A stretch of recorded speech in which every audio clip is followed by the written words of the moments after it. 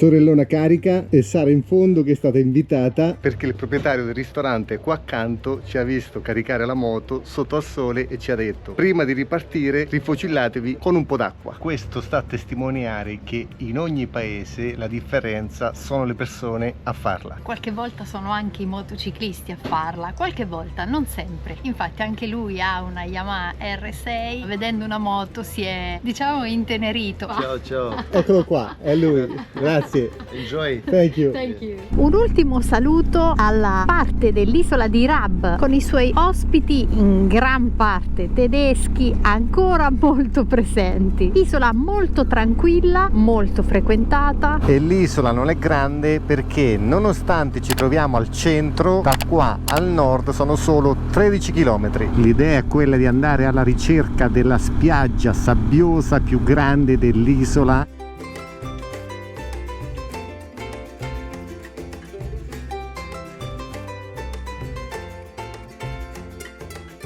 Vedo il mare in fondo, ora vado un po' random, al tempo stesso però seguo la cartina. Navigazione a vista, dovrebbe essere qua sulla destra, c'è un piccolo porticciolo. Eccola là.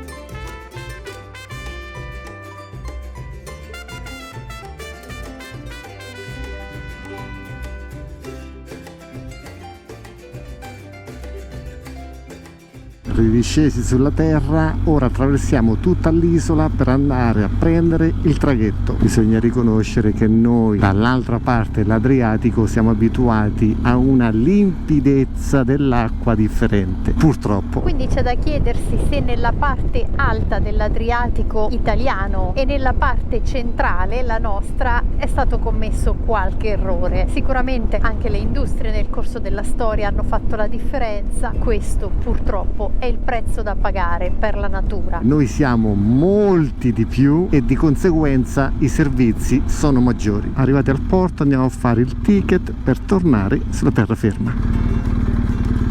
Biglietto fatto a 15,40 €, 2 persone e una moto. Eccoci in fila, ma per pura curiosità vi voglio portare ad ammirare la limpidezza delle acque all'interno del porto. Ovviamente porto si fa per dire, ma guardate che roba! Nel frattempo sta arrivando la nave che fa da spola con la terraferma. Abbiamo circa un traghetto all'ora.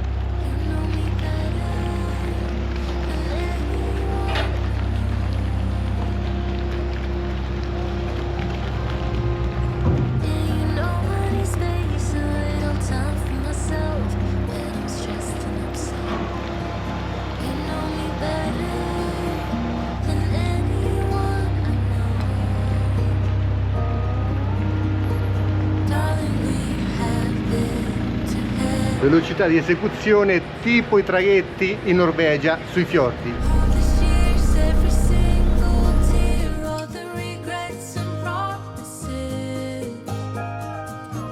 E ritorniamo sulla magistrala per continuare la discesa verso sud. La percorreremo tutta fino a Trogir oggi, sempre con un occhio a questi perché qua in Croazia non si scherza. Quindi cruise control 90 di GPS, non di tachimetro, ce li prendiamo tutti.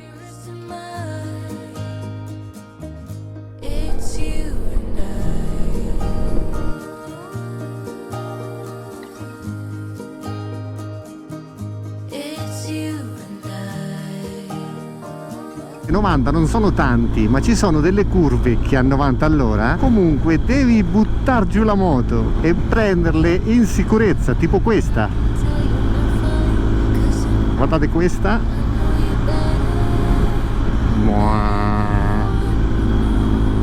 E questa. Addirittura sento Sara dietro che stringe un po'. Poi arrivano i 50 quando le curve sono un po' più accentuate.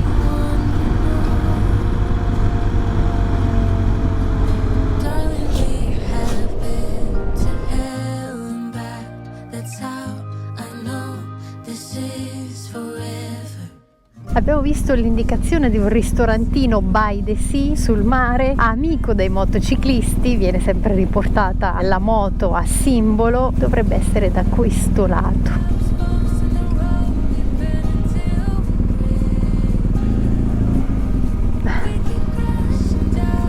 Questa è la vista bordo tavolo e questa è Sara.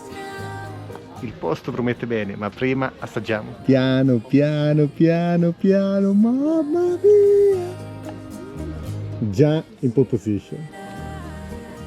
Appena ripartiti attraversiamo la cittadina di Carlopag e il suo mare che non si smentisce rispetto a quello che abbiamo lasciato stamattina.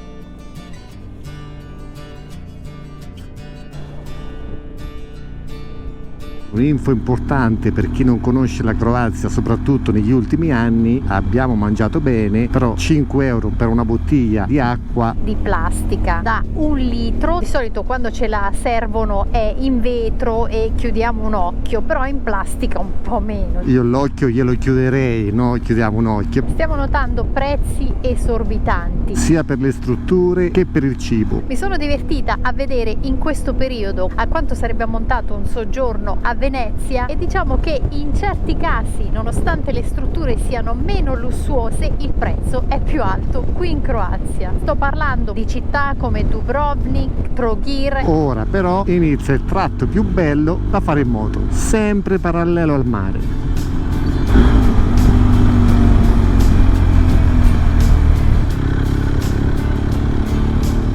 Guardate che spettacolo! L'asfalto è praticamente perfetto.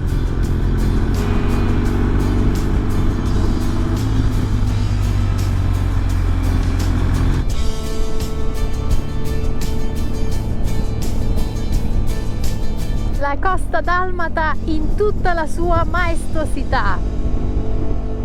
In certi punti l'asfalto è da 9/10, ma 10 non si dà a nessuno, quindi 9 va più che bene. Chi ha detto che 10 non si dà a nessuno? Alla moglie? Alla moglie diamo da 2 a 3 e non esageriamo. A volte quasi la sufficienza, dipende dal contesto. Qua metti la sesta, un filo di gas, andiamo in discesa. Nelle curve strette sempre 40. Quindi rallentiamo, ma poi alla fine della curva il limite riaumenta. Divertiamoci, ma non esageriamo. Questo tratto di costa è favoloso, davvero bellissimo. Mi viene in mente in altre stagioni rispetto a quella in cui la stiamo attraversando. Deve avere un aspetto bellissimo, dannato, ma anche desolato.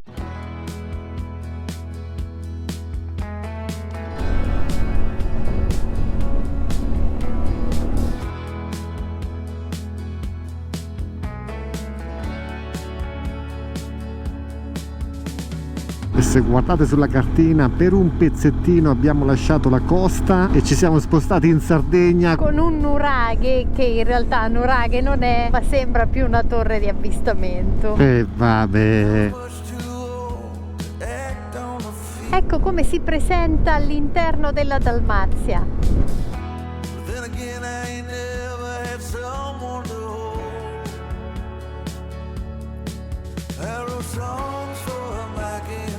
Questa è una delle città che mio nonno paterno nominava più spesso perché qui aveva trascorso gli anni della seconda guerra mondiale. Tra Sebenico, Zara, Spalato, più che trascorrervi gli anni della seconda guerra mondiale, vi ha trascorso i suoi 20 anni da soldato. Cerco di immaginare come poteva essere Sebenico 80 anni fa. Qualunque sia il posto nel mondo, l'odore dei pini marittimi fa sempre sentire a casa e normalmente quel posto è il Mediterraneo. Ma dopo quasi 160 km e circa 2 ore e 40 di moto andiamo tutti insieme in un posto consigliatoci da Beppe e Vania, che si dovrebbe trovare proprio dietro alle doppie curve, perché abbiamo ancora 6,8 km.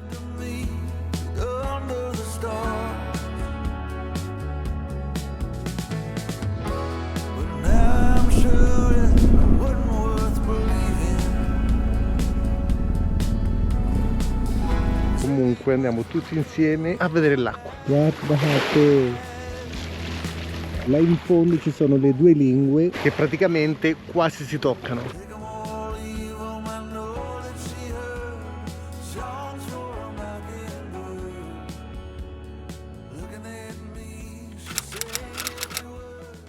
Siamo in una perla croata che nel 1997 è diventata patrimonio UNESCO grazie al suo patrimonio architettonico, romanico e rinascimentale. Dopo essere stata fondata nel III secolo a.C. dai Greci e poi conquistata dai Romani, queste mura le hanno permesso di mantenere una certa autonomia durante il dominio croato e quello bizantino. Stiamo parlando di Trogir.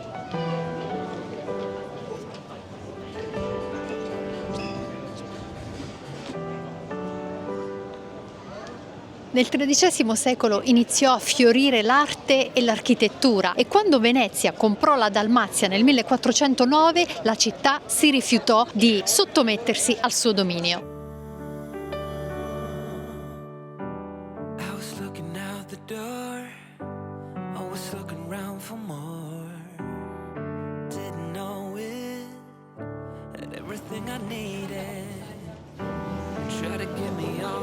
Passeggiare per le vie di Trogir è come muoversi e orientarsi all'interno di un labirinto. Alla fine Venezia dovette bombardarla, però tutte le sue arti continuarono a prosperare con una certa autonomia, rivelando quella bellezza a cui possiamo assistere oggi. Riassumendo, bellissima, città fortificata, patrimonio UNESCO, ma troppa gente, quindi ce ne vamos diretti. No, subito no! Adesso entreremo da un'altra porta, quella del castello Camerlengo. Vuoto dentro, però si gode di un'ottima visione di tutto il panorama.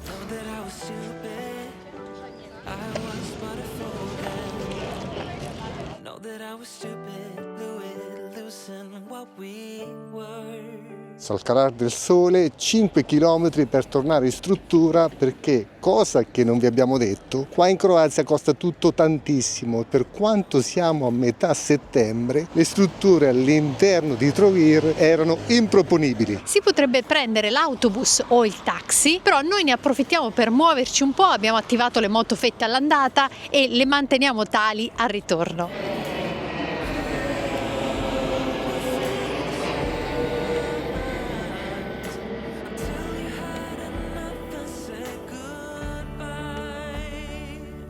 Guardate in fondo questo fiordo, per un attimo ci siamo teletrasportati in Norvegia, nella realtà dei fatti siamo a sud di Spalato. Ora entreremo in galleria perché appunto il fiordo è qua sulla nostra sinistra, vediamo tutti insieme cosa succede all'uscita.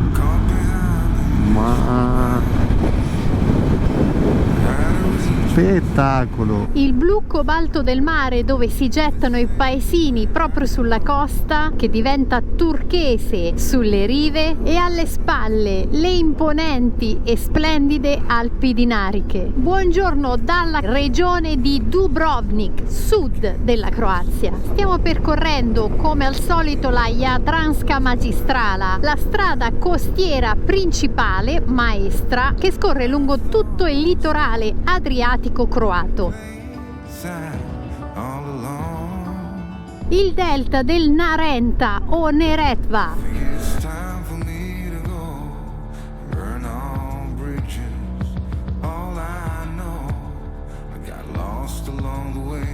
Coltivazioni lungo la foce del fiume e promontori per metà selvaggi, per metà disegnati dagli agricoltori. Ma guardate sullo sfondo perché quel ponte è molto importante. Siamo infatti di fronte alla cosiddetta isola Pelješac, isola di Sabbioncello. Questo ponte ci permette di superare Neum, la parte costiera lunga circa 40 km della Bosnia-Erzegovina, di recentissima costruzione. Inaugurato infatti il 26 luglio 2022. Guardate che curva parabolica, ma ci fermiamo per fargli una foto. Prima Prima di parlarvi di questa meravigliosa opera ingegneristica dobbiamo però fare una premessa. Dal 1 gennaio 2023 la Croazia è entrata nell'Unione Europea, nell'area Schengen, quindi nella libera circolazione di persone, merci e servizi, e inoltre ha aderito all'euro. Questo ha permesso la realizzazione di questa opera costata 526 milioni di euro, cofinanziata per l'85% da fondi dell'Unione Europea. L'opera permette la connessione dell'isola di Sabbioncello con il resto della Croazia, bypassando così la parte costiera appartenente alla Bosnia-Erzegovina. Ripartiamo e ringraziamo questo ponte per averci fatto risparmiare circa un paio di ore sulla dogana, con addirittura pareti di plexiglass che servono ovviamente per proteggerci dal vento. 2404 metri di lunghezza, è costruito su 6 colonne e 13 campate in acciaio. Variano da una lunghezza di 72 a 285 metri. L'altezza del ponte è di 55 metri e grazie ad essa è stata rispettata la richiesta della Bosnia-Erzegovina di permettere il passaggio delle navi dal porto di Neum, costa bosniaca. Il ponte è soggetto a venti fortissimi, la bora, e siamo su una zona di significativa attività sismica. I tubi in acciaio di lunghezza di un centinaio di metri e di diametro di 2 metri sono direttamente conficcati sul fondale marino. Dubrovnik 68.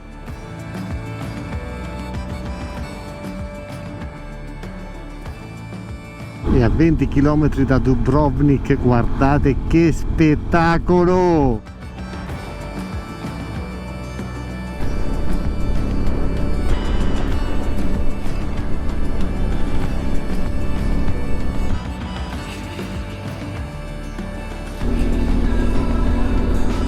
Nave da crociera enorme sulle coste di Losica. Fanno un po' paura questi giganti del mare in questi luoghi così bomboniera. Traffico pazzesco, temperatura 27 gradi ma percepita con lo scarico qua davanti 57. Qua non si può andare, andiamo al parcheggio, perlomeno ci mettiamo qua. Dalla fine del 91 fino al maggio del 92 Dubrovnik venne bombardata durante la guerra. Il 68% dei palazzi storici venne distrutto e per la ricostruzione fedele nei materiali e nello stile parteciparono paesi a livello internazionale.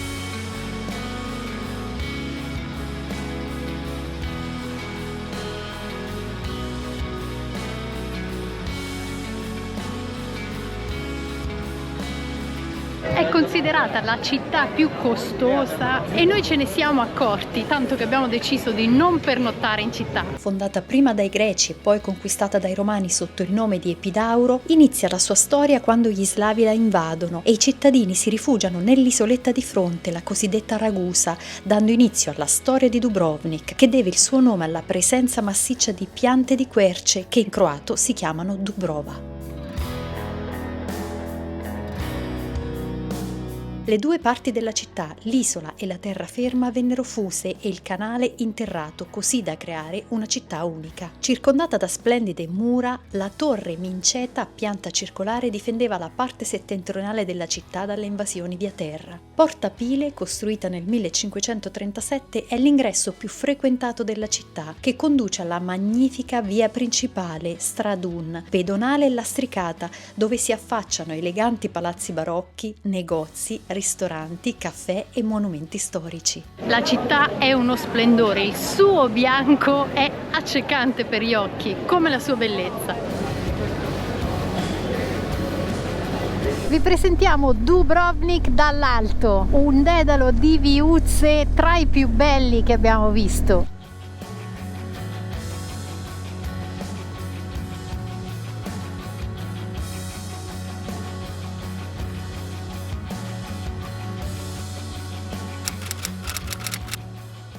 Siamo frontiera con il Montenegro. Qua per i mezzi pesanti penso che noi dovremmo andare di qua.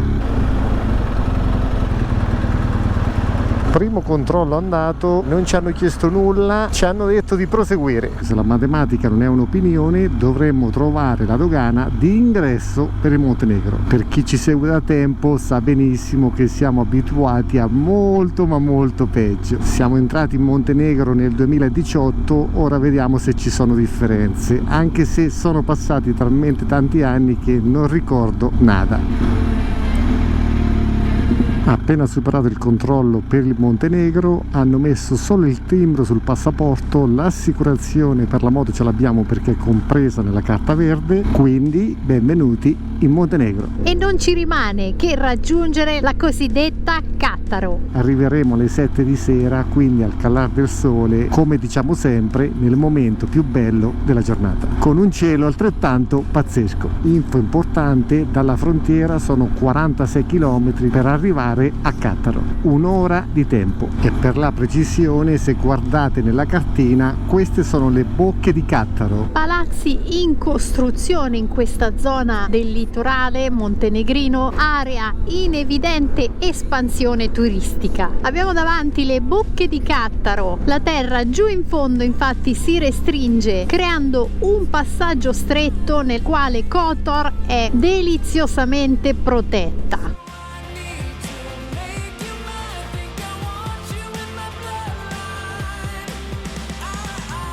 Guardate la strada che costeggia e Cattaro si trova là in fondo. Il sole sta scendendo al di là di queste montagne che sembrano voler proteggere da qualsiasi incursione esterna questi scrigni meravigliosi. Fa un po' strano pensare che nel 2018 scendavamo da questa strada, eccola qua, la P11, ma quella volta erano 7 anni fa e noi andavamo con la Tenerona. A grandi linee era lo stesso orario, sempre al tramonto, ma quello che fa più strano è pensare che ora la Tenerona si trova a Lima in Sud America. La vita è veramente uno sbattere di ciglia. Sono passati 7 anni e effettivamente, parlando con Sara, non ce ne siamo resi conto minimamente. Lo ribadisco sempre, se avete un sogno provate in tutte le maniere a realizzarlo. Magari non potrete subito, ma fra 2, 5, 10 anni forse sì, con la testa bassa e l'impegno e la passione sono convinto che prima o poi si riuscirà ad afferrarlo e di conseguenza realizzarlo. Quindi godiamoci il presente, voi insieme a noi. Diciamo che il risultato non è per forza garantito, ma vale comunque la pena provarci. È un po' il nostro motto di ogni giorno da 3 anni a questa parte.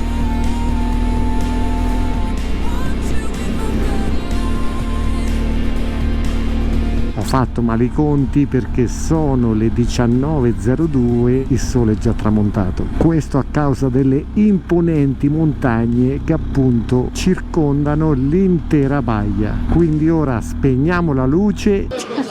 Proprio adesso. Aspetta.